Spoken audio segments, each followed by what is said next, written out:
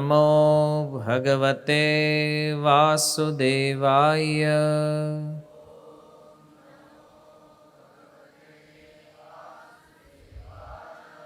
ઓમ નમો ભગવતે વાસુદેવાય.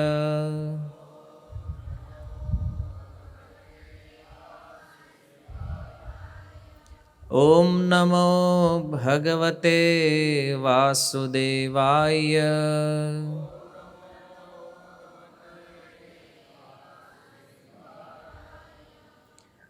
હરે કૃષ્ણ.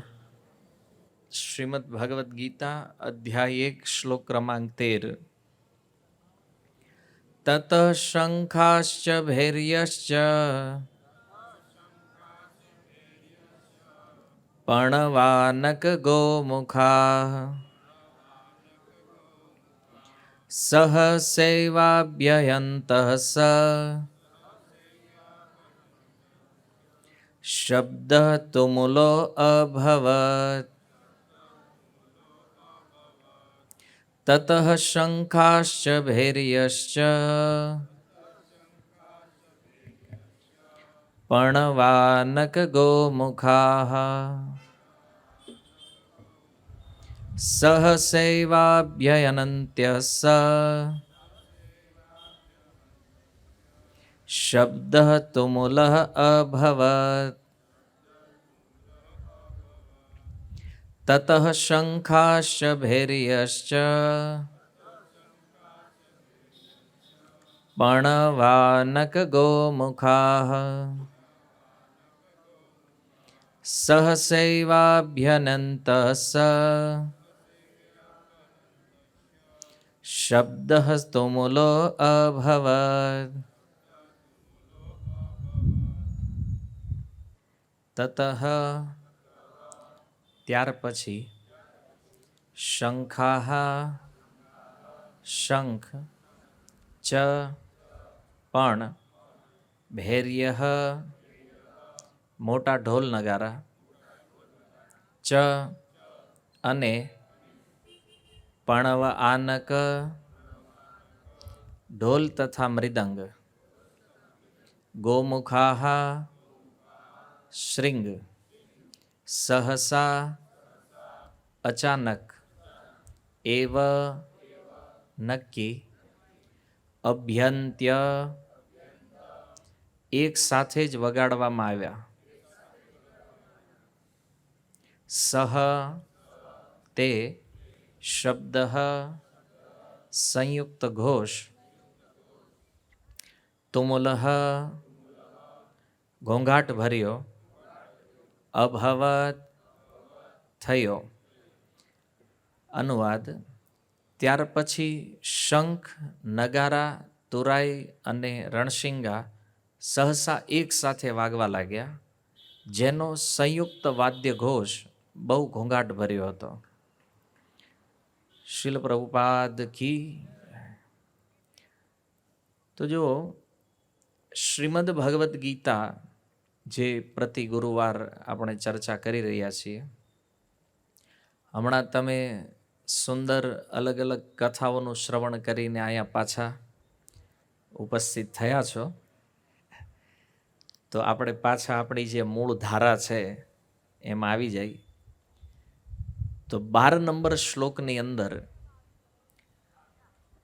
દુર્યોધન અને દ્રોણાચાર્યનો જે સંવાદ છે એ પરિપૂર્ણ થયો 11 શ્લોકમાં. અને 12મા નંબરની જે ચર્ચા આપણે લાસ્ટ ટાઈમ કરી હતી, જો કદાચ તમને યાદ હોય તો, કે જેમાં દુર્યોધનનો જે સ્વાર્થ છે, કારણ કે એ પાંડવો પ્રતિ ઈર્ષાળુ છે અને પાંડવોને મારીને રાજ્ય લેવું છે, તો એમાં પોતાનો સ્વાર્થ દુર્યોધન ક્લિયર કરે છે ઇન્દ્રિય તૃપ્તિ માટે. અને પાંડવો પણ યુદ્ધમાં છે. તો જો ભક્ત અભક્ત બંને એક જ ફિલ્ડ ઉપર છે, તો પાંડવો ભગવાનના ભક્ત છે અને ભગવાન કૃષ્ણ માટે યુદ્ધ કરી રહ્યા છે. રાજ્ય પણ કરવાના છે કૃષ્ણ માટે, અને જેનાથી ભગવાન શ્રી કૃષ્ણનો પ્રચાર કરી શકે. તો આ અંતર ભીષ્મને ખબર છે, દ્રોણાચાર્યને ખબર છે કે જ્યાં કૃષ્ણ છે ત્યાં વિજય થવાનો છે, જય ત્યાં થવાની છે. અને એટલા માટે બંનેએ દુર્યોધનની આટલી લાંબી વાત સાંભળી, નો રિસ્પોન્સ, એકદમ ચૂપ ઊભા છે બે.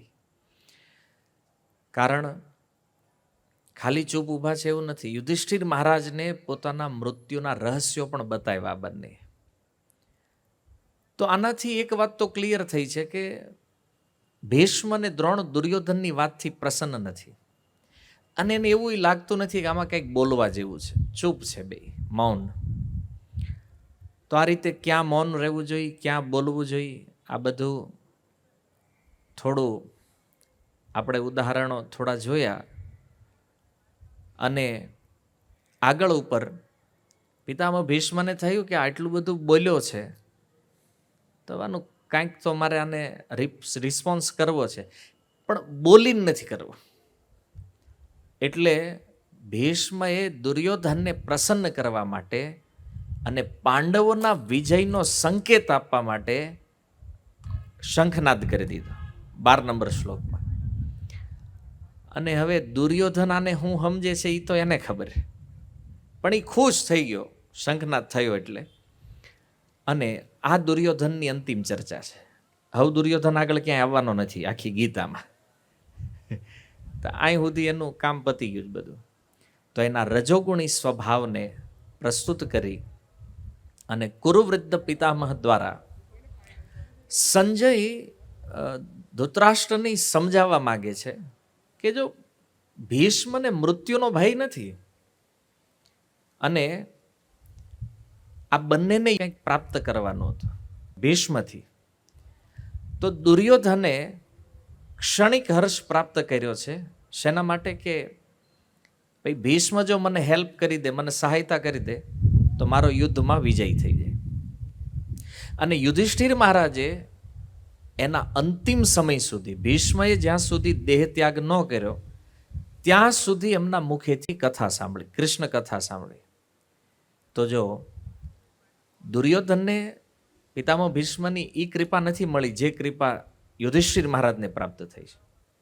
તો કોઈ પણ વરિષ્ઠ સિનિયર વૈષ્ણવ શુદ્ધ ભક્ત જે છે તો એની કૃપા કઈ રીતે લેવી એ પણ આપણને ખ્યાલ હોવો જોઈએ. જો બેયની પાસે ચાન્સ હતો, દુર્યોધન પાસે પણ હતો, યુધિષ્ઠિર મહારાજ પાસે પણ, આ બંનેમાં યુધિષ્ઠિર મહારાજ જે છે એણે જોયું કે બાજી આપણા હાથમાં છે. કારણ કે વિનમ્ર છે, સદાચારી છે, સદગુણ છે, ધર્મને જાણે છે, ધર્મના પક્ષમાં છે. તો આ બધા ગુણોનું હોવું જરૂરી છે. તમે જો કોઈ પણ વ્યક્તિ સદાચારી હોય, સદગુણી હોય તો ફળ એના જ ભાગમાં આવવાનું છે. કોઈ દુરાચારી છે, દુષ્ટ છે, ગમે એટલું સારું દેખાતું હોય કે આગળ વધી રહ્યા છે કે એનું કંઈક આમ એની કહેવાય એના ષડયંત્રો સફળ થઈ રહ્યા છે, પણ અંતે તો સ્થિતિ દુર્યોધનની સમાન છે. કારણ કે ધર્મ જ્યાં છે ત્યાં જય છે. આ સૂત્ર 5000 વર્ષ પહેલા પણ કાર્ય કરતું હતું અને આજે પણ કાર્ય કરે છે. એટલે ક્યારેક ક્યારેક એવું બને કે કપટીઓને એવું લાગતું કે અમે બહુ હોશિયાર છીએ, બીજાને છેતરવામાં, બીજાને ઓલું કરવામાં એક્સપર્ટ છીએ, પણ જુઓ એ અંતે તો બધું વિનાશ કરવાના છે. જય હંમેશા ધર્મની. ભીષ્મ જાણે છે કૃષ્ણ એના પક્ષમાં છે ને તો આ જ જીતવાના છે. તો હવે રિએક્શન શું આવ્યું? પિતામહ ભીષ્મએ શંખનાદ તો કરી દીધો, પણ શંખનાદનું રિએક્શન શું છે? તો 1.13 અંદર સંજય હવે એ વર્ણન કરે છે કે આ શંખનાદ થયો તો જો જે પ્રશ્ન ગીતામાં પૂછવામાં આવ્યો છે અથવા આગળ ઉપર પણ જે પ્રશ્નો પૂછાવાના છે એના જ ઉત્તર ખાલી ગીતામાં છે એવું નથી. ભગવદ્ ગીતાની અંદર બીજા પણ ઘણા ઘણા ભાવ છુપાયેલા છે. એને તમે જો હરેક શબ્દ, હરેક શ્લોક એની અંદર એવા એવા ગુહ્ય રહસ્યો છે કે આપણે ક્યારેય વિચાર પણ ન કર્યો હોય કે આવું કંઈક સિક્રેટ ગીતામાં છે, એનો કંઈક આવો ભાવ છે, એની પાછળ આવી કંઈક મહત્વપૂર્ણ વાતો છે. તમે જુઓ કોઈ વ્યક્તિ તમને પ્રશ્ન પૂછે, અજાણ્યો વ્યક્તિ, તમે જાણતા નથી, તમે અહીં આવતા હતા અને રસ્તામાં એક વ્યક્તિ મળ્યો, કામરેજ જવું છે, તમે એને શું ઉત્તર આપો? અહીંથી સીધો જા, સર્કલ આવશે, ત્યાંથી ડાબી બાજુ વળી જા, પછી સીધો વયો જા, કામ પતી ગયું. ઓકે, માની લ્યો તમારો કોઈ ઓળખીતો વ્યક્તિ આવ્યો, એણે પ્રશ્ન કર્યો કામરેજ જવું છે, તો એને હું તમે ઉત્તર આપશો? હે ને? જો ભાઈ પહેલાં અહીંથી તું જાજે, પહેલું સર્કલ નહીં, એની પછીનું સર્કલ આવે ને, ત્યાંથી ડાબી બાજુ, પછી ત્યાંથી આ સર્કલ આવશે, ત્યાંથી ઓલા 4 રસ્તા આવશે, ત્યાંથી આમ સીધો લેજે, અહીંયા ત્યાં બધું ડિટેલમાં. એને ખાલી એટલું પૂછ્યું કામરેજ જવું છે. અને કાં તો વધારે આપણને એમ પ્રેમ હોય, પ્રીતિ હોય, તો કે હું બેસી જાઉં ગાડીમાં, તને લેતો જાવ કામરેજ. વાત સમજાય છે? જ્યાં આત્મીયતા હોય, પોતાનું જ્યાં લાગતું હોય, તો ત્યાં આપણે બેસી જાય ગાડીમાં, અને બધું ડિટેલમાં, જેટલું સિક્રેટ આપણે જાણતા હોય કામરેજનું, એ બધું કહી દઈએ ને. પણ કોઈ અજાણ્યો વ્યક્તિ પૂછે તો બસ સીધા જઈને આગળ, ઓલો કે પણ પછી ન મળે તો કોકને પૂછ લીજો પાછા. સમજ્યા? ત્યાં તમે તમારું હૃદય નથી ખોલવાના એમ. તો જો આ બે જે બેઠા છે ને, એ કઈ કેટેગરીમાં છે? મતલબ સંજય અને ધૃતરાષ્ટ્ર મિત્ર છે બંને. અને ધૃતરાષ્ટ્રનો પ્રશ્ન શું છે? પહેલા શ્લોકમાં જાઓ ને, મામકા પાંડવાશ્ચૈવ કિમ કુર્વત સંજય, કે સંજય મારા તથા પાંડુના પુત્રોએ શું કર્યું? પ્રશ્ન તો આ જ હતો ધૃતરાષ્ટ્રનો. તો સંજયે કહી દીધું હોત કે ભાઈ શું કર્યું, ઊભા છે આમાં આમી બે કુરુક્ષેત્રમાં, ગીતા પૂરી ન્યા. કારણ કે પ્રશ્ન તો એ જ હતો ને, પાંડવ અને કૌરવે શું કર્યું? તો એટલે જોવે છે સંજય શું, તો કે બે હામી ઊભા છે. તો આ ઉત્તર રાઈટ છે કે નથી?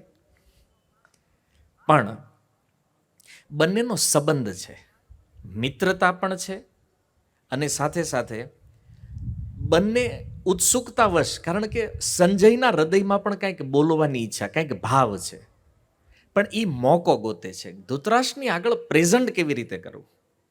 અને એટલા માટે એ જે પ્રશ્ન આવ્યો ને, મામકા પાંડવા સેવ, તો પહેલા એને પૂછ્યું મારા પુત્રોએ શું કર્યું? તો અહીંયા 3 નંબરથી લઈ અને 11 નંબર સુધી કહી દીધું દુર્યોધનના વિષયમાં, કે ભાઈ તમારા દીકરાએ આ કર્યું છે. દ્રોણાચાર્ય પાસે ગયો, ત્યાં જઈને એણે આ વાતો કરી, અને એનું આ રિએક્શન આવ્યું, વાર્તા પૂરી. પણ હવે અર્જુને શું કર્યું? પાંડવા, તો પાંડવમાં ખાસ અર્જુન શું કરે છે? તો આની પછીના ગીતાના જેટલા શ્લોકો છે એ બધા એનો ઉત્તર છે કે અર્જુને શું કર્યું છે.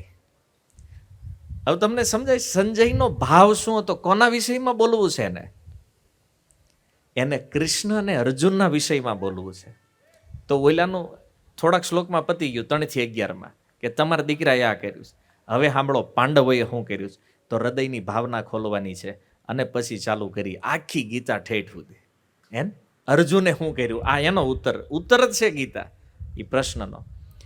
પણ સંજય વિચારે છે ધૃતરાષ્ટ્રના વિષયમાં કે હારો એક તો આંધળો છે, બીજું પુત્રના મોહમાં છે, અને આખું કુળ નાશ થવા જઈ રહ્યું છે, તોય આમાં કાંઈ ફરક નથી, તો આને સમજાવવું જરૂરી છે. તો સંજય એક અવસરની રાહમાં છે કે આ ક્યારે કૃષ્ણના વિષયમાં પૂછે અને હું કૃષ્ણના વિષયમાં બોલું. તો એ વેઇટિંગ કરતા હતા. એમાં આ પ્રશ્ન આવ્યો છે, મામકા પાંડવા. અને સંજય નક્કી કર્યું, હાલો હવે પાક્કો અવસર મળ્યો છે.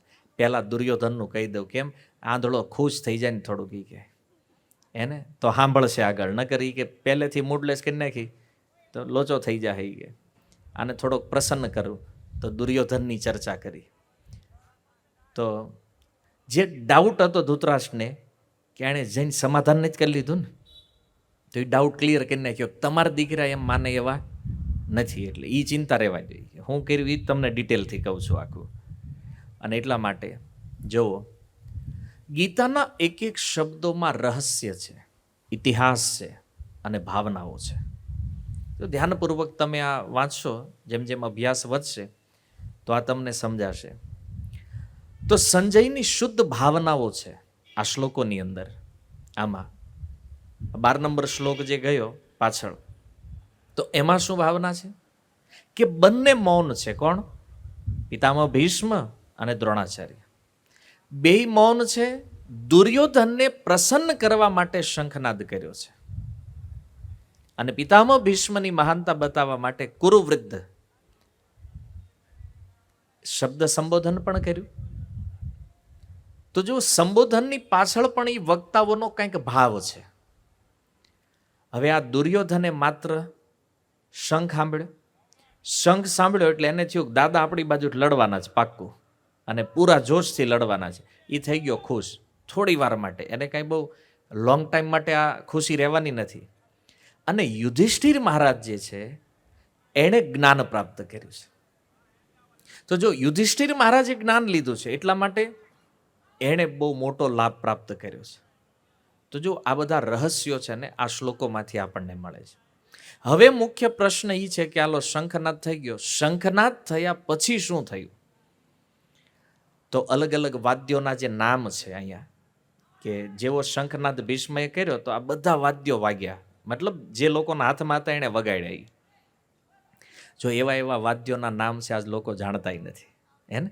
ભેરી, આજ કોઈને તમે પૂછો, શંખ તો એક ખબર છે, શંખ તો બધા જાણે છે હજી. ભેરી, પણવ, આનક, ગોમુખ, આ બધા વાદ્યો છે, સંગીત જેનાથી નીકળે છે, તો લોકો જાણતા નથી.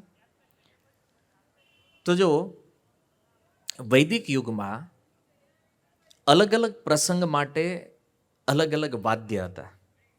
જન્મનો પ્રસંગ છે તો ત્યારે શું વગાડવાનો, મૃત્યુનો પ્રસંગ છે તો ત્યારે શું વગાડવાનું, યુદ્ધનો પ્રસંગ છે તો ત્યારે શું વગાડવાનું, વિવાહનો પ્રસંગ છે તો ત્યારે કેવું સંગીત હોવું જોઈએ. હરેક પ્રસંગ માટે સંગીતની અલગ અલગ વેરાયટી હતી, અલગ અલગ રાગ હતા. અને સંગીત એટલું ઉન્નત કક્ષામાં હતું કે આપણે આજે એની કલ્પના પણ ન કરી શકીએ એવું આ ભારત વર્ષનું. અને સંગીત કેમ ન હોય? કારણ કે સંગીત એક ઉપાસના છે જેનાથી તમે ભગવાનને પ્રસન્ન કરી શકો છો. અને આપણો એક વેદ છે, આખા સંગીત માટે એક વેદ છે, સામવેદ, જેમાં આ સંગીતની જ બધી વાતો છે, સંગીતનું નોલેજ સામવેદની અંદર. તો તમે જોવો છો ને કે અલગ અલગ સમય અલગ અલગ રસની જરૂર પડે. હવે માની લો કન્યા વિદાય થતી હોય ત્યારે યુદ્ધનું સંગીત ન વગાડાય. વાત સમજાય છે? કારણ કે એ થોડો કરુણ પ્રસંગ છે, તો એ સમયે કરુણ રાગ હોવો જોઈએ, હે ને? કોઈનું મૃત્યુ થયું હોય તો ત્યાં પછી જનુન વાળું સંગીત ન હોય, ત્યાં શોક સંગીત હોય, હે ને? પણ સંગીતની એક એવી મહત્તા હતી કે જેના એક પ્રશ્ન મનમાં થાય કે આવું શા માટે, એમ હરેક પ્રસંગમાં મ્યુઝિક કેમ, સંગીત શા માટે? તો એ ભાવને, એ રસને, એ ચેતનાને એ મોડ ઉપર લઈ જવા માટે આ વ્યવસ્થા હતી વૈદિક યુગમાં. જો લોકો કેટલા ઉન્નત હતા. તો યુદ્ધમાં પણ સંગીત, વાદ્ય, એટલે અહીં લડવાનું છે તો અહીંયા સંગીતની શું જરૂર છે? પહેલા તો એક પ્રશ્ન એ થાય. પણ જો જે યોદ્ધાઓ યુદ્ધ કરવા આવ્યા છે એની અંદર જનૂન ઉત્પન્ન થાય યુદ્ધ કરવા માટેનું, એના માટે આ સંગીત છે. અને આજે ભલે આટલો સમય વ્યતીત થયો, પણ એવું કંઈક સંગીત જ્યારે આપણે સાંભળીએ તો આપણી અંદર પણ જનૂન આવે. અને એટલા માટે તમે જો આજે પણ જે આર્મીઓ છે એમાં પણ સંગીત છે. ત્યારે તમે મિલિટરી કેમ્પ કે ત્યાં જશો ત્યાં પણ સંગીતનો ઉપયોગ થાય છે. તો આ એક વસ્તુ જરૂરી છે. તો આપણે જોવી કે ઢોલ, શરણાઈ આ બધું ક્યાં હોય? લગ્ન હોય ને, ફિક્સ જ હોય. શરણાઈ દોરી કાળમાં મતલબ લગ્ન છે. વાત સમજાય છે ને? તો આનો પણ એક મનુષ્ય જીવનની અંદર, સમાજની અંદર એક પ્રભાવ હતો. શોકનો ટાઈમ હોય તો એ રીતનું હોય. તમે જો મહારાજ દશરથનું જ્યારે મૃત્યુ થયું તો રાજા કોઈ પણ હોય એનું મૃત્યુ થાય, પ્રજાને જાણ કરવી હોય એનું પણ એક સંગીત છે કે એ ટાઈપનો ઢોલ વાગે કે નગારો વાગે એટલે સમજી લો કે રાજમહેલમાંથી કોક ગયું છે. આ બધી વ્યવસ્થાઓ હતી. અને આજે વર્તમાન યુગમાં મ્યુઝિક થેરાપી આવી છે. તમને ખબર છે હોસ્પિટલોમાં રાગ સંગીત દ્વારા ઈલાજ થાય. અલગ અલગ રોગ માટે અલગ અલગ પ્રકારના રાગ વગાડવામાં આવે અને એ દર્દી સાંભળે એનાથી એનો રોગ ઠીક થઈ જાય. ખાસ કરીને જે મેન્ટલ છે ને એની હાટું આ થેરાપી ચાલે છે વધારે, આ મગજના જે દર્દીઓ છે એના માટે. કારણ કે એને ઓલું આમ ફ્લૂટ સંગીત સંભળાવે ને તો એ આમ શાંતિમાં વયો જાય, નવરો પડે કંઈક ઠેકાણે આવે આનું. તો આજે લોકો માને છે. અને ઘણી ગૌશાળાની અંદર તમે જુઓ, ગાયોને પ્રસન્ન કરવા માટે વાંસળી વગાડવામાં આવે. તો ભગવાન કૃષ્ણ પણ બાંસુરીનો ઉપયોગ કરતા, આપણે કૃષ્ણ લીલાઓમાં સાંભળ્યું છે.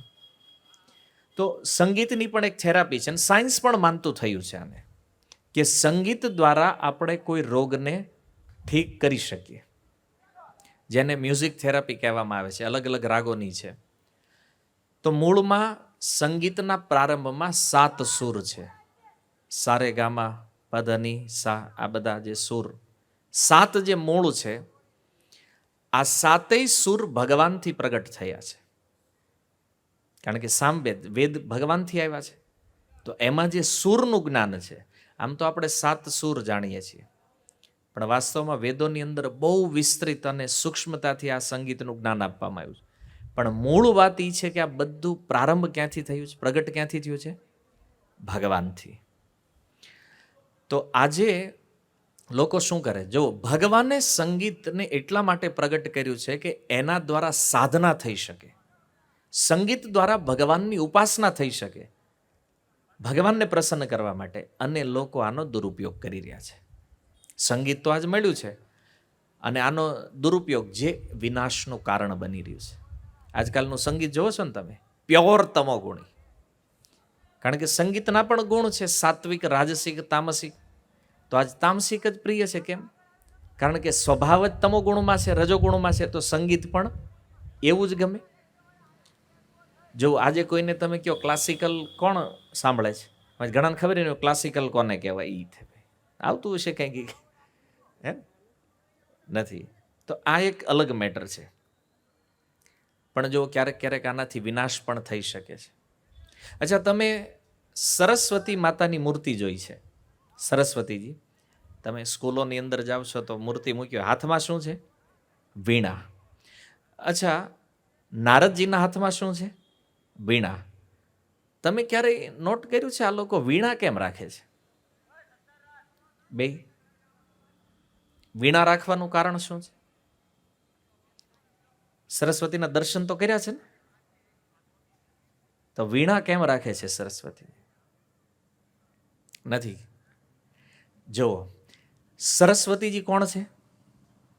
વિદ્યાની દેવી છે ને. અને બાળકો સ્કૂલમાં શા માટે જાય છે? વિદ્યા પ્રાપ્ત કરવા માટે. તો શિક્ષા ગ્રહણ કરવા માટે, શિક્ષા એટલે જ્ઞાન, નોલેજ.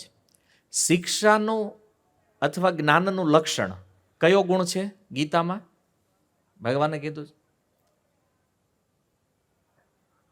જ્ઞાનીઓ કયા ગુણમાં છે? બોલો, તમને એ ખબર નહીં કયા ગુણમાં રહેવાનું છે. આપણી દશા જો. જ્ઞાન એ સત્વગુણનું લક્ષણ છે. એનો અર્થ કોઈને વિદ્યા પ્રાપ્ત કરવી છે, જ્ઞાન પ્રાપ્ત કરવું છે, એને સત્વગુણમાં રહેવું જરૂરી છે. અને રજોગુણી તમોગુણી છે ને, એ છે આ 35% વાળાને ફેલ થઈને આવે છે ને જે છેલ્લી બેન્ચ વાળા જે છે. વાત સમજે? આપણે એને ત્યારે એપ્રિશિએટ કરીએ, પણ એ છે રજોગુણી તમોગુણી, નથી ફાવતું ક્લાસમાં એને. એટલે કારણ કે ગુણ નથી ને, લક્ષણ નથી. વિદ્યા પ્રાપ્તિ માટે સત્વગુણ જરૂરી છે. અને એટલા માટે આપણે માતા સરસ્વતીને ત્યાં બેહારીએ છીએ. કારણ કે રજોગુણી તમોગુણી કોઈ દી જ્ઞાન ધારણ કરીએ કે નહીં, આ સંભવ જ નથી ક્યારે એનામાં. તો વીણા જે છે એ સાત્વિક વાદ્ય છે. હવે જો સંગીતના ઇન્સ્ટ્રુમેન્ટ જે છે ને, એમાં પણ ગુણ હોય. આ તમે આવડું આ વગાડો છો ને, જે હું કહો છે ને જેમ્બો, એ જેમ્બો જે છે ને એ તમોગુણી છે. એની બાજુમાં જે મૃદંગ જે છે ને એ રજોગુણી છે. આ વીણા જે છે ને એ સત્વગુણી છે. તો હરેક ઇન્સ્ટ્રુમેન્ટનો એક ગુણ છે. તો વીણા સત્વગુણનું પ્રતીક છે. એટલા માટે સરસ્વતી, જેનાથી સાત્વિકતા પ્રગટ થાય છે, તો માતા સરસ્વતી વીણાને ધારણ કરે છે હાથમાં. જો આપણા દેવી દેવતાઓ જે છે ને, જે શસ્ત્ર કે કોઈ ઇન્સ્ટ્રુમેન્ટ હાથમાં રાખે છે ને, તો એની પાછળ પણ કંઈક વિજ્ઞાન છે. તો આનાથી સાત્વિકતા પ્રગટ થાય અને વિદ્યા ગ્રહણ કરવામાં સહાયક છે. એટલા માટે આપણે એ માતા સરસ્વતી જે છે એની ઉપાસના કરીએ છીએ. એને સ્કૂલમાં એટલે રાખીએ છીએ. નહીં તો 33 કરોડ છે તો એને જ કેમ ન્યા મૂક્યા છે ને? એટલા બધા દેવી દેવતાઓ છે. તો એનું કારણ એ છે. ઓકે, વીણા બને છે એનાથી? બે જ વસ્તુ હોય એમાં, તાર હોય અને લાકડું હોય, હે ને? તો પછી આ જે અત્યારના વેસ્ટર્ન ઇન્સ્ટ્રુમેન્ટ જે આવ્યા છે ને એ આની ઉપરથી જ આવ્યા છે. આનું જ બીજું વર્ઝન છે. ગિટાર જે છે એ વીણાનું જ તે સેકન્ડ વર્ઝન છે. ભારતમાં ગિટાર નહોતા, ભારતમાં વીણા જ વાગતી. તો એટલે વેસ્ટર્ન વાળાને થયું હાલો ને કંઈક નવું કરવી કે આપણે ગિટાર લાવ્યા. ગિટાર કયા ગુણમાં છે? જો આ છે વીણાનો બીજો અવતાર છે ગિટાર. તો ગિટાર કયા ગુણમાં છે? એમાં 3 ગુણ છે. હા, કારણ કે હર વખતે ઓપ્શનમાં એક જ સાચો હોય ને બીજા ખોટા હોય એવું ન હોય. વાત સમજાય? ગિટાર જે છે ને એમાં 3 ગુણ નીકળે, સાત્વિક, રાજસિક અને તામસિક. પણ પ્રેક્ટિકલ શું છે? લોકો કયો ગુણ વધારે કાઢે છે એમાંથી? તમો ગુણ. એનો મોટો ઉપયોગ તમો ગુણમાં થઈ રહ્યો છે ગિટારનો. તો જો આ બધા વાદ્યો છે અને અહીંયા મુખ્ય વાદ્ય છે શંખ, જેના વિષયમાં તમે બધા જાણો છો કે અલગ અલગ પ્રસંગમાં અલગ અલગ ઇન્સ્ટ્રુમેન્ટની અલગ અલગ મહત્તા છે. તો આરતી જ્યારે થાય ભગવાનની ત્યારે આપણે પહેલાં શંખ વગાડીએ છીએ. ઓકે, શા માટે વગાડીએ છીએ? હા, એક કારણ છે વાતાવરણની શુદ્ધિ માટે, કે જે તમોગુણી રજોગુણી વાતાવરણ છે એ શંખ ધ્વનિથી સાત્વિક થાય. અને ભગવાનની સેવા માટે પણ સત્વગુણમાં રહેવું જરૂરી છે. ઓકે, બીજું ભગવાનના દર્શન થવાના છે એટલા માટે સાવધાન. શંખ વાગ્યો માને તમે કંઈક સેવામાં આવો, બીજું કંઈક કામ કરો, સાવધાન થઈ જાઓ. કેમ? તો કે ભગવાન દર્શન આપવા માટે તૈયાર છે. તો એ સમય બધાએ ભગવાનની સામે ઊભા રહેવું છે. જ્યારે ભગવાન કોઈ રાજા આવે છે કેમ બધા બધું કામ છોડીને આવે? તો આ તો અનંત બ્રહ્માંડના રાજા છે ભાઈ.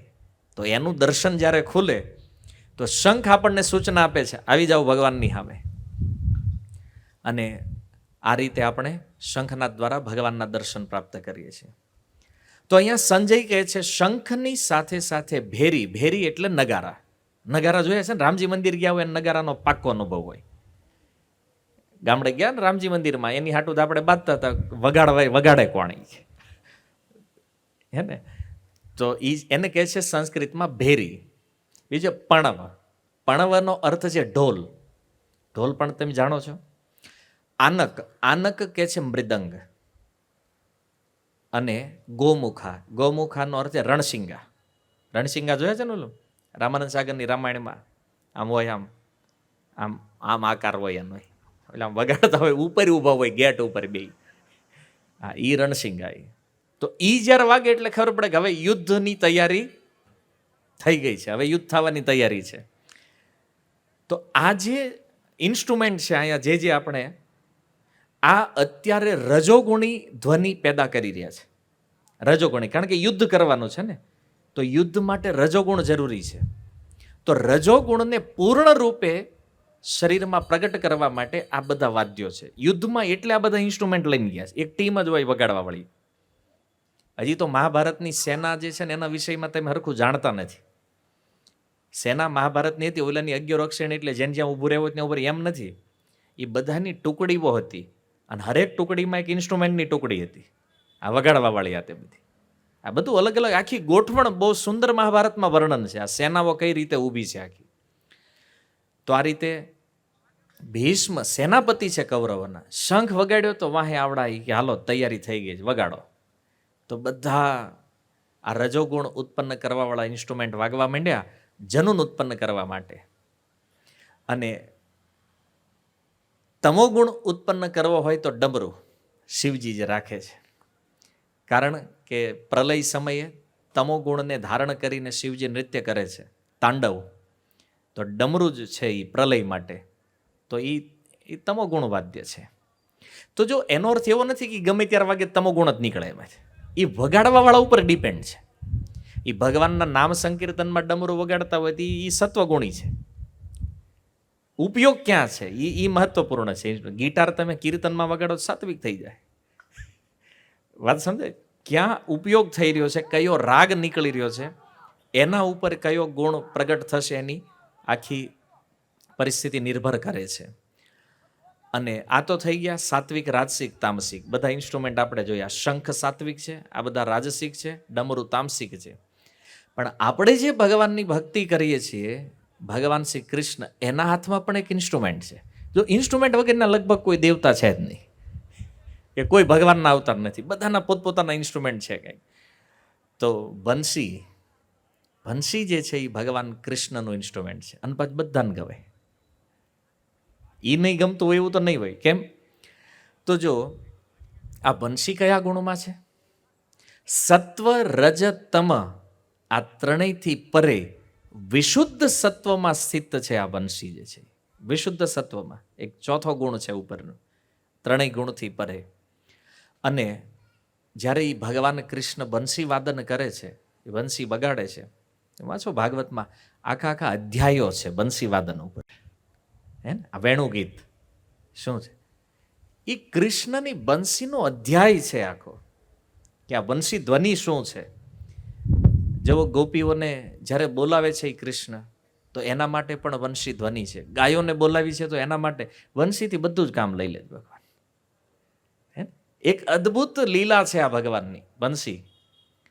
હા, અને એટલી કથાઓ છે આની ઉપર. આની સપ્તાહ થાય બંસી વાદન. ભગવાન કૃષ્ણની બંસી વાદનની શું અસર છે.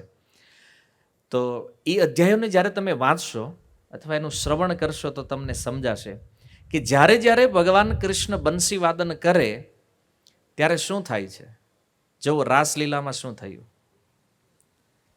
ભગવાન કૃષ્ણએ જોયું શરદ પૂર્ણિમા છે અને જોયું કે આટલું સુંદર વાતાવરણ છે, તો રાસ કરવો જોઈએ આ સમયમાં. તો રાસ કરવા માટે ભગવાનને થયું ગોપીઓને બોલાવવું. મધ્યરાત્રિનો સમય છે અને મધ્યરાત્રિના સમયે ગોપીઓને બોલાવવા માટે ભગવાન કૃષ્ણએ બંસી વાદન કર્યું. અસર શું આવી જાણો છો? જે ગોપીએ એ સૂરને સાંભળ્યા, જેના કાનમાં એ સૂર ગયા, તો જેનું નામ હતું ને એને એ જ સાંભળાણું.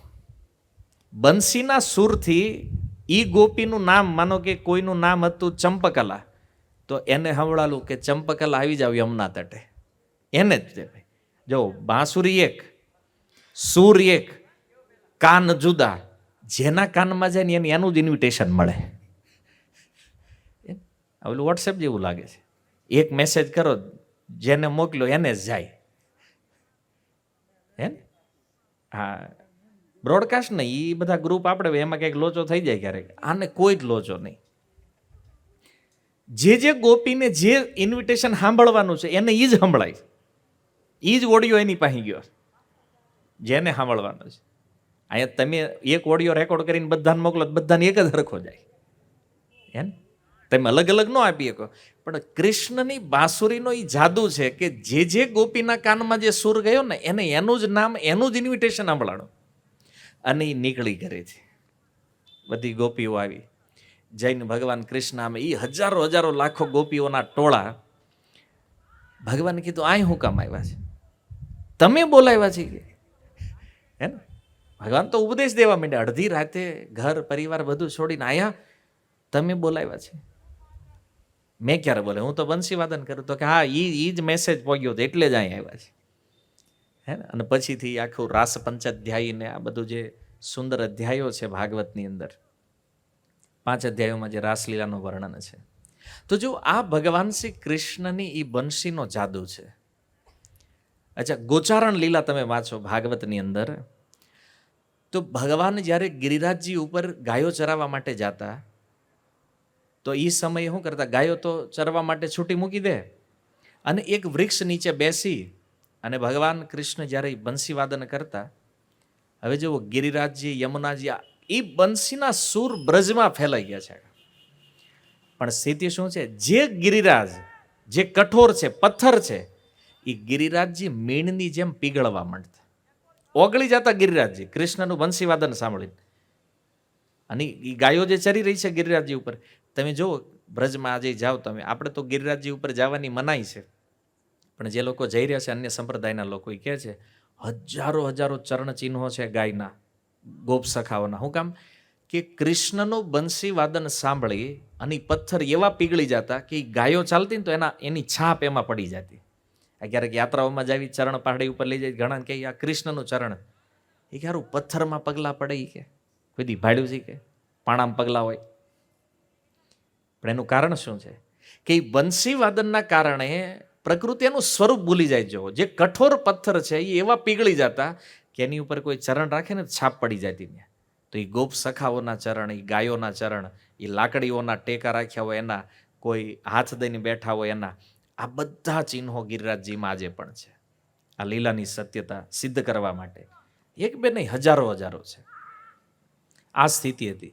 અને બીજું, પાણી યમુનાજી જળના રૂપમાં છે. જળનું શું થતું? બરફ બની જતી યમુના.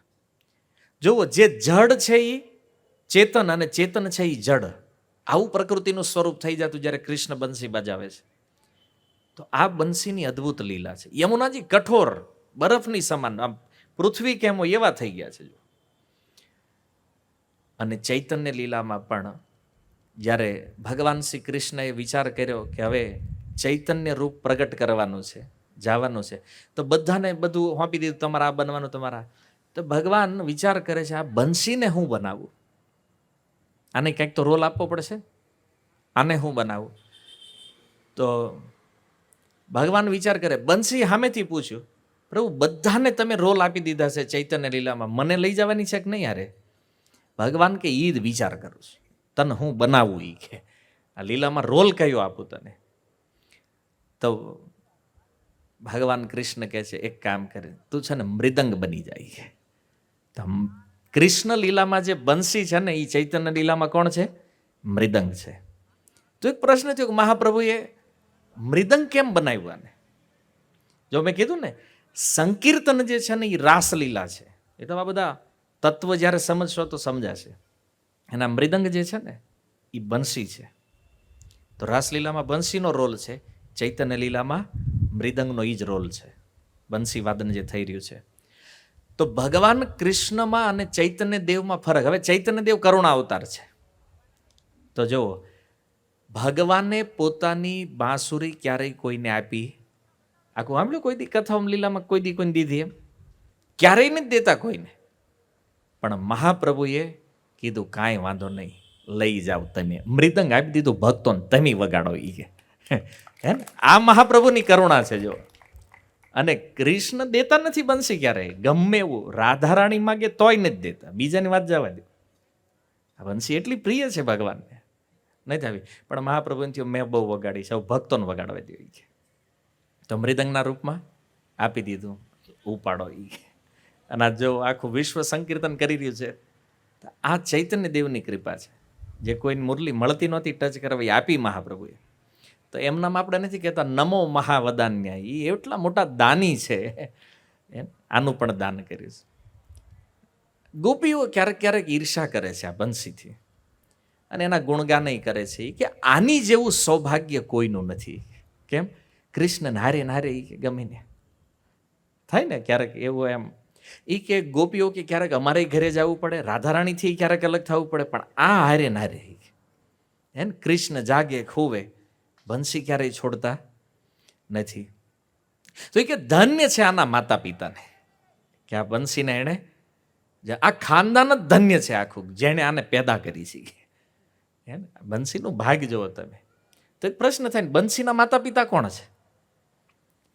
તો કે નદી યમુના જે છે ને એની માં છે, અને એ યમુનાના કાંઠે ઉગેલો જે વાંસ છે જેમાંથી આ બની છે બાંસુરી, એ વાંસ એના પિતા છે. તો ધન્ય છે એ બે, કારણ કે યમુનાનું જળ આવ્યું છે ને એમાંથી વાંસ ઉગ્યો છે. તો યમુનાજી અને એના તટે જે વાંસ, આ બંને એના માતા પિતા છે.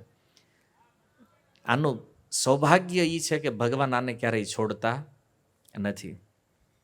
તો રાધારાણીએ કીધું તમે એટલી બધી પ્રશંસા નહીં કરવા બંસીની. કેમ? એ કે જો એક દી ચોરી કરી લેવી છે આપણે. રાધારાણીએ ચોરી કરી લીધી એક દિવસ બંસીની.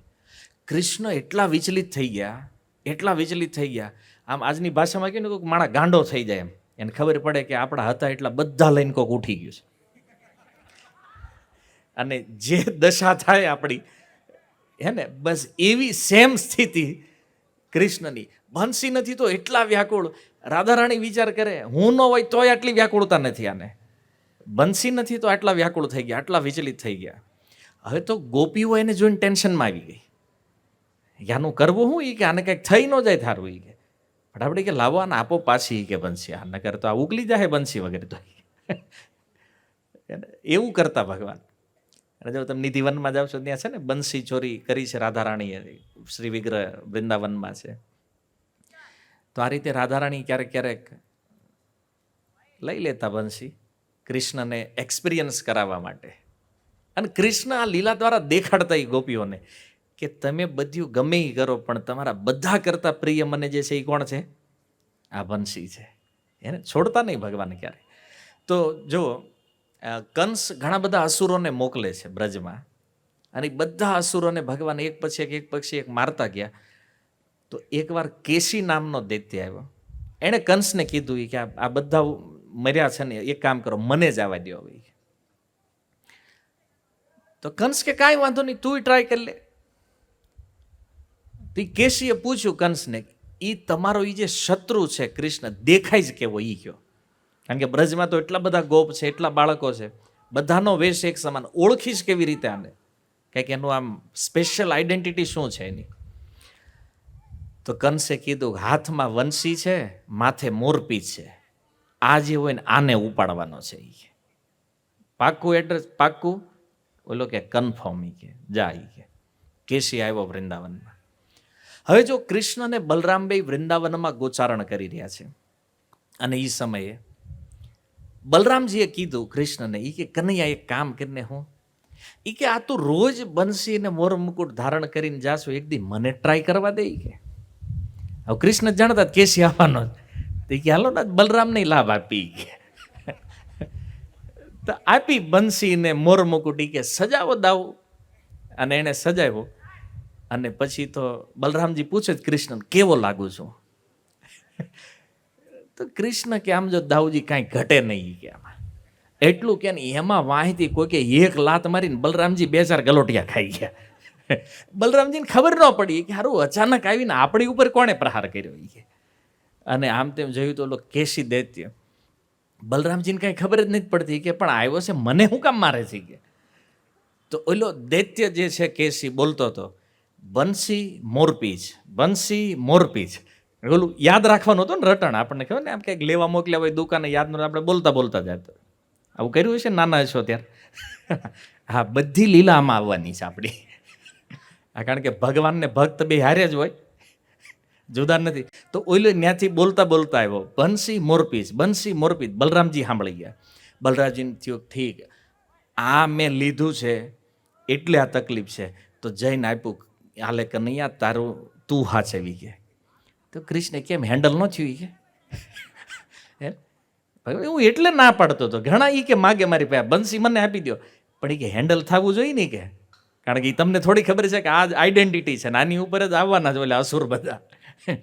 તો બલરામજીને લાત પડી, બલરામજી સમજી ગયા કે આ ધારણ ન કરાય, કે આ આપણા ઓલામાં નથી. અને પછી જ્યારે ભગવાન કૃષ્ણએ ધારણ કર્યું, તો પેલો કેશી એની હારે યુદ્ધ કરવા માટે એ સમજી ગયો કે આ નથી, આ કંઈક ગડબડ થઈ ગઈ છે આમાં.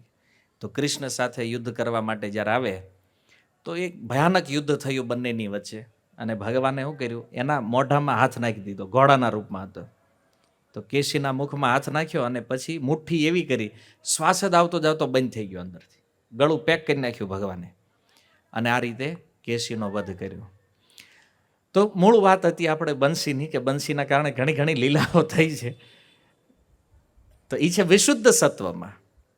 તો જે વાદ્યોની ચર્ચા થઈ રહી છે, ઘણા બધા વાદ્યો છે. અને સંગીતના વિષયમાં શાસ્ત્ર જે આપણે પહેલાં વાત કરી, સામવેદ, અને ઘણા મહાન મહાન સંગીતજ્ઞો ભારતની અંદર થયા છે. અચ્છા, સૌથી મોટા સંગીતકારમાં તમે નામ લ્યો તો કોનું નામ પહેલાં યાદ આવે છે? સૌથી મોટા સંગીતકાર કોણ છે ભારત વર્ષમાં? તાનસેન. એને જ ઓળખીએ છીએ આપણે, કારણ કે એના શિષ્યો એટલા ફેમસ છે. તાનસેનના શિષ્યો હતા ને, બેજુ બાવરા, આ બધા. પણ જો ભારત વર્ષનું સંગીત કયા સ્તરનું છે એ કેવી રીતે સમજાય? તો પૂર્વના સમયમાં જે સંગીત છે ને એનાથી વર્ષા થતી. કોઈ માનીએ કે આજે કોઈ જ્યારે મલ્હાર રાગ ગાય, મેઘ મલ્હાર, તો એ રાગ ગાવાથી પ્રકૃતિ ફરે અને વર્ષા આવે. ભર ઉનાળામાં તમે વિચાર કરો, ઉનાળો હોય તો પણ વરસાદ થાય. અને જ્યારે કોઈ દીપક રાગ ગાય તો અગ્નિ પ્રગટ થાય. રાગથી બધું કાર્ય થતું. જો સંગીતની ક્ષમતા. અને એ જ સંગીતથી કોઈ ભગવાનને પણ પ્રગટ કરવા માગે ને તો ભગવાન પ્રગટ થાય. ખાલી આગ પ્રગટ થાય એવું નથી. વૃંદાવનના બાંકે બિહારી કેવી રીતે પ્રગટ થયા છે જાણો છો? સ્વામી હરિદાસજી, તાનસેનના જે ગુરુ છે, એણે એક રાગ ગાયો. અને જે રાગ ભગવાન, એ ગાતા ભગવાન માટે જ, તો એ ભગવાન માટે એણે કીર્તન કર્યું ગાવાનું એવું. તો એના કીર્તનથી એ વૃંદાવનના બાંકે બિહારી પ્રગટ થયા છે. એ જ નિધિવનમાં સંગીતથી બાંકે બિહારીજીનું પ્રાગટ્ય થયું છે. જો જે વૃંદાવનના સૌથી ફેમસ ઠાકોર છે, હે ને, બાંકે બિહારી. વૃંદાવન કોઈ બોલે તો પહેલા બાંકે બિહારી યાદ આવે. હે ને, 7 ઠાકોર જે ફેમસ છે એમાં પહેલા નંબરે આ છે. અને એ સંગીતથી આવ્યા છે. જો ભગવાનને પણ પ્રસન્ન આ સંગીત દ્વારા. આવા બધા રાગ હતા. આજે તો એ બધું નષ્ટ થઈ ગયું છે કળિયુગમાં. રાગ તો આજે પણ છે, ખાલી નામના છે. લોકો દુરુપયોગ કરે છે આ રાગનો. પણ જો આ સંગીતની તાકાત જુઓ તમે. એને સંગીતથી વર્ષા પણ આવે, અગ્નિ પણ ઉત્પન્ન થાય, પાણીને બરફ કરવું હોય તોય થાય ને, બરફનું પાણી કરવું હોય તોય આ સંગીત કરીએ. આ રાગ છે સામવેદના, મૂળ જે વેદોની અંદર આપવામાં આવ્યું છે. તો જ્યારે આ સ્વામી હરિદાસજીનું મૃત્યુ થયું ને, જ્યારે એ ભગવતધામ ગયા, તો આ એના શિષ્ય તાનસેન, તો એણે દીપક રાગ ગાયો. એની જે ચિતા બાળવાની હતી, કોઈ અગ્નિથી નહીં, માચિસથી નહીં, દીપક રાગ ગાયો. અને એનાથી અગ્નિ ઉત્પન્ન કરીને સ્વામી હરિદાસની ચિતાને આગ આપી એણે. અને જો હવે નિયમ એ છે કે દીપક રાગ કોઈ ગાય ને તો એની અંદર શરીરમાં બળતરા મંડે થવા એ ગાયા પછી. અને આને એ પીડા ઉપડી. તો અકબર ટેન્શનમાં, ક્યારું આપણા રાજ્યનો સૌથી શ્રેષ્ઠ સંગીતકાર, અને આને આ પીડા થઈ છે, તો આનો કંઈક ઉપાય કરવો પડશે, નકર મને સાંભળવા નહીં મળે. તો એણે તાનસેનને કીધું આનો ઉપાય શું છે? બોલે કોઈ મેઘ મલ્હાર ગાય અને એનાથી જે વર્ષા આવે અને એમાં હું સ્નાન કરું ને તો આ જલન બંધ થાય. તો એ કે તમે ભારત વર્ષની યાત્રા, કોક તો હશે ને ભારતમાં જ્યાં રાગને જાણતું હોય. તો ફરતા ફરતા જ્યારે ગુજરાત આવ્યા, ગુજરાતમાં વડનગરમાં 2 બહેનો છે, તાના રીરી. અને કોણ છે જાણો છો? મહેતા નરસિંહની દીકરી છે કુંવરબાઈ. કુંવરબાઈની આ દીકરીઓ છે બંને, એ જ પરિવારમાંથી. એને મેઘ મલ્હાર આવડતો રાગ. કારણ કે ભાઈ એ તો કેદાર ગાયને દ્વારકાધીશ આવતા હોય તો એનો તો કુળ એમ જ હોય ને પછી. અને આ બધું ખબર હોવું જોઈએ આપણને. આ મહેતા નરસિંહનું પરિવાર છે, એની આ બંને દીકરીઓ તાના અને રીરી. તો એને જ્યારે ખબર પડી તાનસેન આવે છે ને આ પ્રકાર એનો રોગ, પહેલાં એને ગાવાની ના પાડી દી. કેમ? કારણ કે અમારો નિયમ છે કે અમે અમારા ગામના જે ઠાકોર છે, ભગવાન જે છે, એના સિવાય કોઈને સામે ગાતી રાગ એમ ગાતા નથી એને સામે. પણ જુઓ મેઘ મલ્હારે એણે ગાયો. કેમ કે તાનસેન પીડામાં હતા, તો કે આનું શમન કરીએ. અને ગ્રામ દેવતાની સામે એણે એ રાગ ગાયો, વર્ષા થઈ, તાનસેનનો રોગ દૂર થઈ ગયો. બાદશાહને ખબર પડી, અકબરને. એણે કીધું એને લઈને આવો. તો આવડાને થયું કે હારું જાહુ તો એ રાજા જ રાજા છે, બોલ્યા વગર માનશે નહીં, જાશું નહીં તો બળજબરી કરશે. બંને બહેનોએ કૂવામાં પડીને આત્મહત્યા કરી. આવો ઇતિહાસ એનો કહે છે. પણ કહેવાનો અર્થ એ છે કે આવા મહાન મહાન સંગીતજ્ઞ, આ બહુ લાંબો ઇતિહાસ નથી, અમુક વર્ષો પહેલાની જ આ ઘટનાઓ છે આ બધી. તો કહેવાનો અર્થ એ છે કે આ જે રાજાઓ છે, આજથી કદાચ 500 વર્ષ પૂર્વની આ બધી જે ઘટનાઓ છે, એમાં પણ સંગીતની આ પ્રથા હતી ભારત વર્ષમાં. તો તમે જુઓ કે આપણે કેટલા ઉન્નત સમાજની અંદર હતા. તો એ જે સ્વામી હરિદાસ જેમણે બાંકે બિહારીજીને પ્રગટ કર્યા, એનો શિષ્ય તાનસેન, એકવાર અકબરે કીધું, એ કે તું આટલું સારું ગાશો, તારા ગુરુ, એ કે એની તો વાત જ જવા દો તમે, બોલાવીને ક્યાંય. તો એ કે તારી જેવા બાદશાહ માટે નહીં, જે બાદશાહોના બાદશાહ બાકે બિહારી માટે ગાય છે એ અહીં આવે. અને એનું સંગીત કેવલ ભગવાન માટે જ, કોઈ સાંસારિક જીવને પ્રસન્ન કરવા માટે નહીં, કેવલ ભગવાનની પ્રસન્નતા માટે ગાય છે. તો અકબર કે પણ એ ગમે એવું સાંભળવું હોય તો શું કરવું પડે? તો એ કે આવો નિધિવનમાં. નિધિવનમાં આવ્યા અને જાડીમાં છુપાવ્યા.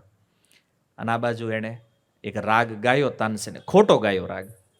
એને કરેક્ટ કરવા માટે હરિદાસજીએ સહી રાગ જ્યારે ગાયો અને અકબરને થયું સંગીત આ મતલબ શું એના માટે શબ્દ હોઈ શકે? તો આ બધી લીલાઓ પ્રસિદ્ધ છે. પણ જો હવે પ્રશ્ન એ છે કે આપણને ખબર પડી કે બેજુ બાવરાના ગુરુ તાનસેન છે, તાનસેનના ગુરુ હરિદાસજી છે. હરિદાસજીના ગુરુ કોણ છે જાણો છો? હરિદાસજીના ગુરુ છે પુરંદરદાસ. હમણાં એની કથા મેં પંઢરપુરમાં કીધી હતી. પુરંદરદાસ વિજયનગર સામ્રાજ્ય જ્યારે હતું એ સમયમાં આ પુરંદરદાસ અને મધ્વાચાર્યની પરંપરામાં એક આચાર્ય છે વ્યાસ તીર્થ.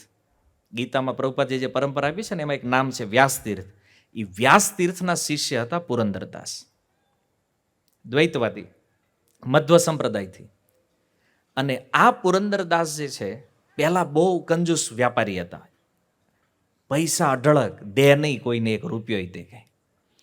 પણ જુઓ જીવનમાં એવી એક ઘટના બની કે જેના ફળ સ્વરૂપ, એ બધી કથાઓ ઘણી લાંબી છે એટલે હું તમને સંક્ષિપ્તમાં કહું કે ભગવાન એને ન્યા આવ્યા બ્રાહ્મણનું રૂપ લઈને. તેને ખબર હતી આ કંજૂસ છે, આ કાંઈ દેવાનું નહીં. 6 મહિના માગ્યું ભગવાને ડોનેશન. એ કાલ આવજો, કાલ. આપણે ઓલા ઠેકાવતો ને આપણે ડોનેશન લેવા જઈએ, કાલ આવજે પાછું. તો ઠેકાવતા ગયા 6 મહિના. ભગવાને કીધું આમ નહીં મેળ પડે. ગયા એને ઘરે, ઘરવાળી ભક્ત એને કીધું કંઈક દે. પણ એ કે અહીંથી દઈશ તો ઓલાને ખબર પડી જાય, કારણ કે બધું ગણીને રાખે એ. એટલે એ કે અહીંથી નહીં દેવાય, પણ મારું જે છે તો કે આ નાકની જે વાળી છે ને એ મારી છે, આ લ્યો એ આપું છું. હવે એ લઈને ભગવાન એની જ દુકાને વેચવા ગયા. હીરાનો વેપારી. હા, એની જ દુકાને વેચવા ગયા. ઓલાને ખબર પડી કે આ મારી ઘરવાળીની વાળી છે, આની પાસે ક્યાંથી આવી. તો આણે કીધું કે પેમેન્ટ કાલ લઈ જાય.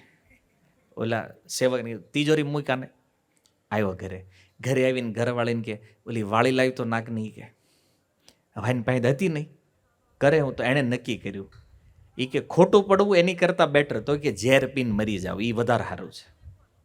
તો વાટક્યામાં ઝેર લીધું અને જેવી પીવાની તૈયારી કરે તો એમાં કાંઈક પડ્યું. તો જોયું અંદર શું પડ્યું, જોયું તો એ વાળી. ફટાફટ ધોઈને પહેરીને આવી બહાર. એ કે જોવો પહેરી છે મેં. હવે ઓલો કન્ફ્યુઝ થઈ ગયો. હારું દુકાને મૂકી હતી તિજોરીમાં, અને આની પાસે રિટર્ન કેમ આવી? પછી પાછો દુકાને ગયો, જોયું તો દુકાનમાં નથી. બધું તો લોક મારેલું બધું બરાબર, વાળી એમાં નથી. અને ઘરે આવીને એને પત્નીને પૂછ્યું. એ કે સત્ય કહેજે, આ તે આપી દીધી કોકને, આવી ગઈ, કઈ રીતે આવી નહીં જાણવું છે મારે. તો ઓલી તો બિચારી શું બોલે, એ કે મેં કાંઈ કર્યું જ નથી. એટલે સેવકને કીધું કાલે ઓલો પેમેન્ટ લેવા આવે ને ધ્યાન રાખજે એની વાહે. અને ઓલાને મોકલ્યો વાહે. અને વાહે મોકલ્યો ને જોયું તો ભગવાનના મંદિરમાં જઈ અને એ તો અદૃશ્ય થઈ જાય કે કાંઈ મળ્યા નહીં. ત્યારે આના મનમાં ક્લિક થયું કે એ આવનાર વ્યક્તિ ભગવાન સિવાય બીજું કોઈ નથી. અને પછી નક્કી હવે ભગત બનવાનું થાય છે.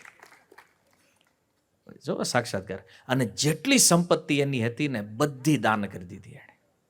હવે રીચ ફેમિલી એટલે સંગીતમાં પહેલેથી રુચિ, સંગીત શીખેલા. તમે જાણો છો આની પ્રોપર્ટી કેટલી હતી એ સમયમાં? કદાચ 12મી સદીનો ઇતિહાસ હશે, વિજયનગર સામ્રાજ્ય જ્યારે હતું. ટાઈમ એક્ઝેક્ટ નથી, તમે ગૂગલ સર્ચ કરી લેજો. આની સંપત્તિ હતી 90 મિલિયન. એ જમાનામાં કેટલી હતી? 90 મિલિયન. લખતા આવડે જ કોઈ? 90 મિલિયન કેટલા મીંડા લાગે એવા? આ નહીં ફાવે તમને. ખાલી કમ્પેર માટે કહી દઉં, અત્યારે બિલ ગેટ્સ પાસે જેટલી સંપત્તિ છે ને એની કરતાંય વધારે એ જમાનામાં પુરંદરદાસ પાસે હતી. આ આઈડિયા આવે 90 મિલિયન એટલે કેટલા. હવે ઘરે જઈને આંકડા કાઢજો. 90 મિલિયન દાન કરી દીધું. અને પરિવાર હારે પછી આવી ગયા રહેવા. પછી તો એનો ઇતિહાસ ઘણો લાંબો. પણ એણે જે સંગીત માટે પછી એણે સંગીતથી સાધના કરવી છે એવું નક્કી કર્યું. સંગીતજ્ઞ હતા અને ભજન લખવા છે ભગવાનના વિષયમાં, અને યુગલ સ્વરૂપ રાધાકૃષ્ણની ભક્તિમાં લાગ્યા. 5 લાખ ભજન રચના કરવાનો સંકલ્પ લીધો. કેટલા? 5 લાખ. અને એમાંથી એનું જ્યારે ભગવત ધામ ગમન થયું એ પહેલા 4,75,000 ભજન એને રચના કરી નાખી. કર્ણાટકનું આ જે સંગીત છે ને એ આખું સંગીત એના પિતામાં ભીષ્મ છે આ પુરંદરદાસ. 4,75,000 ભજન. અને પછી એના દીકરા, નાનો દીકરો, એનું નામ હતું માધવદાસ, એને કીધું કે આ 25 જે બાકી રહ્યા છે ને તાર લખવાના છે, આ 5નો ટાર્ગેટ પૂરો કરવાનો છે. અને ક્યાંક એવી પણ કથા છે કે એણે કીધું કે આ 25,000 ભજન પૂરા કરવા માટે હું જ પાછો પ્રગટ થઈશ. તો વિજયદાસના રૂપમાં ફરીથી આવ્યા મધ્વ પરંપરામાં, અને એણે 25,000 ભજન રચના કરી. અને એનો સંકલ્પ હતો કે ભગવાન કૃષ્ણ માટે 5 લાખ ભજન લખવાના. એણે લખ્યા છે. આજે પણ જે હમ્પી છે કર્ણાટક, ત્યાંની ગવર્મેન્ટે આખી એક વૈજ્ઞાનિકોની ટીમ લગાડી છે ખાલી આ પુરંદરદાસ ઉપર રિસર્ચ કરવા માટે. એકેડમીઓ બધી એના નામે જ હાલે છે, કારણ કે આ બધું સંગીત જે છે ને એના પિતામાં ભીષ્મ છે આ પુરંદરદાસ. આ ભારત વર્ષનું સંગીત છે. આ અદ્ભુતતા જે સ્વામી હરિદાસજીના ગુરુ છે. આ આપણે તારું હરિદાસજી બાકે બિહારીને પ્રગટ કરાવ્યા છે એને. તો ભગવાન વિઠ્ઠલ સાક્ષાત એની હારે છે પુરંદરદાસ. જેવું એના શિષ્ય પણ એટલા સામર્થ્યવાન છે. પણ આ તાનસેનમાં ગડબડ થઈ કે અકબર હાટું ગાવા વયો ગયો, બાકી જાય નહીં. તો આવી ભગવાનની સુંદર સેવા. તો સંગીતમાં શક્તિ છે, અને એટલા માટે મહાપ્રભુએ આપણને સંકીર્તન આપ્યું છે. બોલો કેર પ્રેમ ધન હરિનામ સંકીર્તન, હે ને. અને આ સંકીર્તન જે છે ને એ જ રાસલીલા છે. કારણ કે આમ તો આપણે જઈએ કે એમ હતા નહીં રાસલીલામાં, ડાયરેક્ટ તો આપણી એન્ટ્રી થાય કે લક્ષ્મીજી વાટે બેઠા. બેલવનમાં જાવ છો વૃંદાવન, રાસલીલામાં એન્ટ્રી લેવાટું લક્ષ્મીજી વાટે છે. તો મહાપ્રભુને થયું ખરું આવડા નંબર કીધી લાગશે, લક્ષ્મીજી વાટે હોય પછી આપણો લાગે નહીં. તો એ કે આને સંકીર્તન આપો, કે ડાયરેક્ટ પ્રવેશ આપો, કે વાહેલી બારી વાળો આપ્યો મહાપ્રભુ. આપણે કઈ કરુણામય છે મહાપ્રભુ, એમ નામ નથી, મહાદાની છે. રાસલીલાનું દાન કર્યું છે. તો આ બધા વાદ્ય વગાડવા પાછળનું કારણ છે. તમને એમ લાગતું છે આ 13 નંબર શ્લોકમાં શું કારણ છે કે આવડા ભેગા થઈને દેકારો કરે છે? એ દેકારો નથી. શંખનાદ થયા પછી યુદ્ધ થવાનું, એમાં કોઈ શંકા નથી. પણ જુઓ કૌરવોની મૂર્ખતા શું હતી આ શ્લોકમાં, કે ભીષ્મ પિતામહે શંખ વગાડ્યો તો દુર્યોધનને પ્રસન્ન કરવા માટે, અને આ મૂર્ખ્યાઓ એમ સમજ્યા કે યુદ્ધ કરવાનું છે, કે ઘોષણા થઈ ગઈ, વાહે બધાએ વગાડવાનું ચાલુ કર્યું. વાત સમજ્યા? ભીષ્મ યુદ્ધની સંકેત માટે નથી શંખ વગાડ્યો, એને દુર્યોધન માટે. પણ ઓલાને એમ કે યુદ્ધ શરૂ કરવાનું, તો બધાએ વગાડ્યા વાદ્યો. તો આગળનો જે શ્લોક છે 14 નંબર શ્લોક, એ મહત્વપૂર્ણ છે, જેની સંજય આખું જીવન રાહ જોઈ છે એ શ્લોક બોલવા માટે. તો એની ચર્ચા આપણે કરીશું આવતા ગુરુવારે. હરે કૃષ્ણ. શીલ પ્રભુપાદ કી. નિતાય ગૌર પ્રેમાનંદે.